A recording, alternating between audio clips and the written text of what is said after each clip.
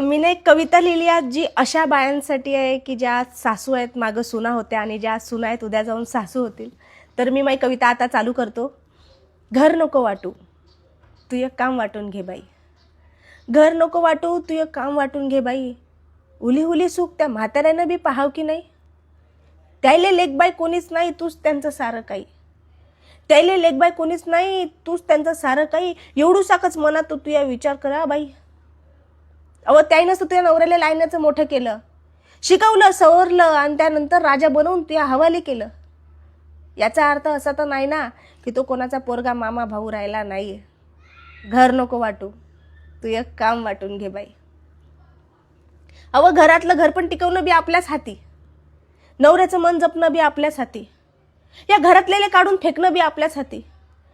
मग आपणच ठरवायचं असतं की आपल्याला आपल्या घरात महाभारत घडवायचं आहे की नाही. घर नको वाटू, तू एक काम वाटून घे बाई. तू मनानं चांगली आहे, मला माहीत आहे. तूनं कधीच कोणाला दुखवलं नाही, हे बी मला माहीत आहे. मग मिळू दे ना तुझ्या नवऱ्याला आईबाप, राहू दे ना तुझ्या लेकरासाठी गणगोत पूर्ण घरात. लोक आपल्याला बैकवतात याचंच भान तुला ठेवा लागीन. हेच लोक आपल्याला बैकवतात बरं, याचं भान तुला ठेवा लागीन. काऊन की याच घरात नाही तुले सून, सासू आणि आजी व्हा लागीन. कुत्रा आपल्याला डसलं की आपण त्याला डसत नाही. कुत्रा आपल्याला डसलं की आपण त्याला डसत नाही. अरे तू साऱ्याले सारं मिळू दे, देव तुले कधीच कमी पाडणार नाही. म्हणून म्हणतो ताई, घर नको वाटू, तू एक काम वाटून घे बाई.